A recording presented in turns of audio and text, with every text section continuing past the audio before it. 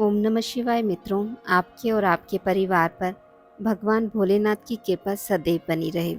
आज हम नाग पंचमी की कथा का श्रवण करेंगे। चलिए शुरू करते हैं। बहुत समय पहले की बात है।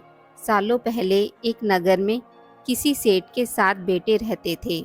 सभी की शादी सेठ ने समय रहते करवा दी। सातों बहू मिलकर घर का काम भी किया करती थी।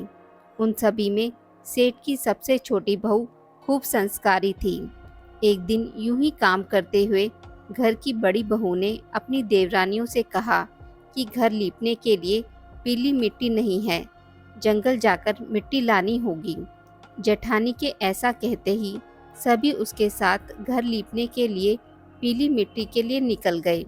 सभी खुरपी से मिट्टी निकाल ही रहे थे कि तभी सबसे बड़ी बहू को एक नाग नजर आया।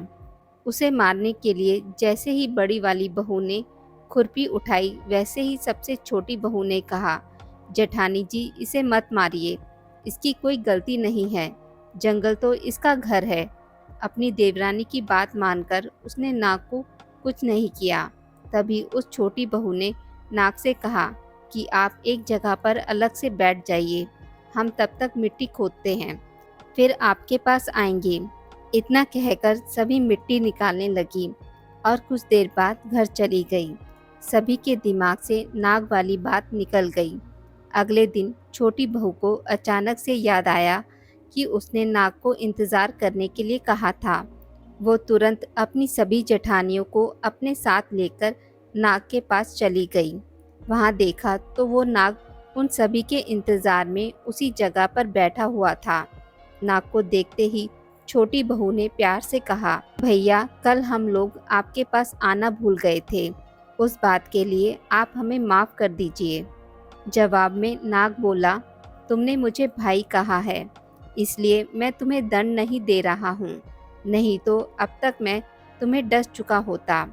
आज के बाद से तुम हमेशा के लिए मेरी बहन रहोगी। अब तुम अपने भाई से कोई वरदान मांग लो, मैं तुमसे बहुत खुश हूँ। इतना सब सुनने के बाद छोटी बहू ने नाग को बोला, मेरा कोई भी सगा भाई नहीं है, इसलिए मैंने आपको भाई कहा था। अब से आप मेरे भाई हो। अब हरदम मेरी रक्षा करना आपका फर्ज है। बस यही वरदान मुझे आपसे चाहिए। नाग ने हर कदम पर साथ देने का वादा किया और अपने रास्ते निकल गया। सेठ की सारी बहू भी अपने घर लौट गई। कुछ समय बाद नाग इंसान का रूप बनाकर अपनी बहन से मिलने सेठ के घर गया। उसने सेठ से कहा कि मेरी छोटी बहन को बुला दो, वो आपकी छोटी बहू है। पहले तो उनके मन में हुआ कि बहू का कोई भाई नहीं था, ये कहाँ से आ गया। फिर भी उन्होंने अपनी छोटी बहू को बाहर बुलाया। नाग ने फिर साथ में बहन को अपने घर ले जाने की बात की। सेठ ने इसकी भी आज्ञा दे दी। तभी नाग ने अपनी बहन से पूछा, कहीं तुम मुझे भूल तो नहीं गई हो ना? जवाब में बहन बोली, नहीं भैया, मैं आपको बिल्कुल नहीं भूली हूँ। फिर नाग ने कहा, मैं तुम्हें अपने घर ले जा रहा हूँ, तुम मेरी पूंछ पकड़कर चलती रहना पीछे। उसकी बहन ने वैसा ही किया। कुछ ही देर बाद वो एक बड़े से मकान में पहुँच गए। वहाँ हर तरफ सोना चांदी और अन्य कीमती सामान थे। वहाँ नाग की बहन आराम से कुछ दिनों के लिए रहने लगी। नाग की माँ भी उसे खूब प्यार करती थी। एक दिन नाग की माँ ने छोटी बहू को अपने भाई के लिए दूध लेकर जाने के लिए कहा। छोटी बहू ने दूध को गर्म किया और भाई को पीने के लिए दे दिया। अब गर्म दूध पीते ही नाग का मुंह जलने लगा। ये सब देखकर नाग की माँ को खूब गुस्सा आया।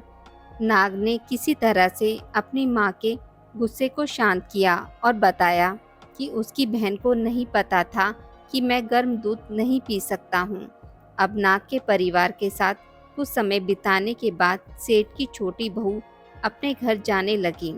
नाग ने अपनी बहन को खूब सारी दौलत और आभूषण देकर विदा किया। बहू के साथ घर में इतना सारा धन आता देख सेठ और उसकी जेठानियां हैरान हो गई। एक दिन नाग की बहन को घर की बड़ी बहू ने कहा कि तुम अपने भाई से और सोना चांदी लेकर आओ, उसके पास तो खूब पैसा है, वो तुम्हें मना नहीं करेगा। छोटी बहू ने अपने भाई नाग को यह बात बताई। इसके बारे में पता चलते ही नाग ने अपनी बहन का घर तरह तरह के आभूषणों से भर दिया। सभी जेवरातों में से एक हीरे का हार बेशकीमती था। उसे देखते ही हर किसी का मन उस पर आ जाता था। होते होते उस हीरे की हार की खबर राज्य की रानी तक पहुंची। उसने छोटी बहू से हार लेकर खुद अपने पास रख लिया। दुखी होकर सेठ की छोटी बहू ने अपने भाई को इसके बारे में बताया। गुस्से में उसके नाग भाई ने रानी के गले के हीरे के हार को नाग बना दिया। इससे डरकर रानी ने एकदम हार को अपने गले से उतारा और सेठ की छोटी बहू को महल बुलवाया। उसके महल पहुंचते ही रानी ने छोटी बहू को बताया कि कैसे हार उसके गले में नाग बन गया था और उसे इसकी वजह पूछने लगी। तब सेठ की छोटी बहू ने बताया कि नाग भाई ने यह हार सिर्फ मुझे पहनने के लिए दिया है। इसे कोई दूसरा इंसान गले में डालेगा तो यह तुरंत सांप बन जाएगा। इस बात को सही साबित करने के लिए रानी ने सेठ की छोटी बहू को सांप बन चुके हार को पहनने के लिए कहा। छोटी बहू ने जैसे ही नाग बने हार को गले में डाला तो वो दोबारा हीरे के हार में बदल गया। महारानी ने सब होते हुए खुद अपनी आंखों से देखा और हैरान रह गई। अब उसे सेठ की छोटी बहू की बात पर यकीन हो गया। उसने हार छोटी बहू को अपने साथ लेकर जाने के लिए कहा। इतना सब होने के बाद रानी ने सेठ की छोटी बहू को कुछ सोने की मुद्राएं देकर महल से विदा किया। अब सेठ की छोटी बहू घर में सोने के सिक्कर लेकर पहुंची।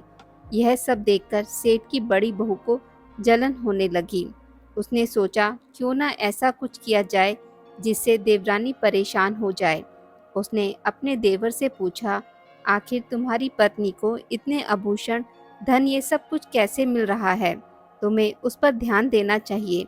यूं ही तो कोई किसी को इतना सारा धन और जेवरात और सोने के सिक्के नहीं देता है। पता करो कि आखिर क्या मामला है। भाभी से अपनी पत्नी के बारे में इतना सब सुनने के बाद उसके मन में अपनी पत्नी के लिए शक पैदा हो गया। उसकी हर बात को वो शक भरी निगाहों से देखने लगा। एक दिन इस बारे में उसने अपनी पत्नी से बात की। खुद के लिए अपने पति से ऐसा सब सुनने के बाद वो दुखी हो गई। उसने सीधे अपने नाग भाई से मुलाकात की और अपने पति द्वारा कही गई सारी बातों के बारे में बता दिया। अपनी दुखी बहन को देखकर नाग को भी गुस्सा आया। सीधे वो अपनी बहन के पति से मिला और बोला कि अपनी बहन को जेवरात और दूसरे तोहफे मैंने दिए हैं। तुम्हें उस पर किसी भी तरह का शक करने की ज़रूरत नहीं है। वो बहुत ही अच्छी है और अगर आगे से कभी भी तुमने उसे कुछ गलत कहा या उस पर शक किया तो मैं तुम्हें जिंदा खा जाऊंगा। नाग से ये सब सुनने के बाद सेठ के बेटे ने उससे माफ़ी मांगी और कहा कि आज के बाद से मैं ऐसी बातें बिल्कुल भी नहीं करूँगा। आप मेरे ऊपर गुस्सा मत कीजिए। मैं आपकी बहन को किसी तरह का दुख नहीं होने दूंगा। इतना कहकर वो सीधे घर गया और अपनी पत्नी से भी माफ़ी मांगी। उसके बाद दोनों खुशी खुशी साथ में रहने लगे। इस तरह सेठ की छोटी बहू हर तरह की मुसीबत में अपने भाई को याद करती और वो उसकी परेशानी को दूर कर देता। इस तरह नाग पंचमी का त्यौहार शुरू हुआ और सभी महिलाएं नाग को अपना भाई मानकर पूजते हुए उन्हें दूध पिलाने लगी। हे नाग देवता, जैसी कृपा आपने छोटी बहू पर करी सभी पर करना। कहानी कहने वाले, सुनने वाले और हुंकारा भरने वाले पर भी अपनी कृपा दृष्टि बनाए रखना। आज की इस वीडियो में बस इतना ही। मित्रों, अगर आपको मेरी वीडियोस पसंद आती हैं तो इसे लाइक और शेयर ज़रूर करें और पूजा पाठ से जुड़ी जानकारी के लिए मेरे चैनल को सब्सक्राइब करना ना भूलें। धन्यवाद।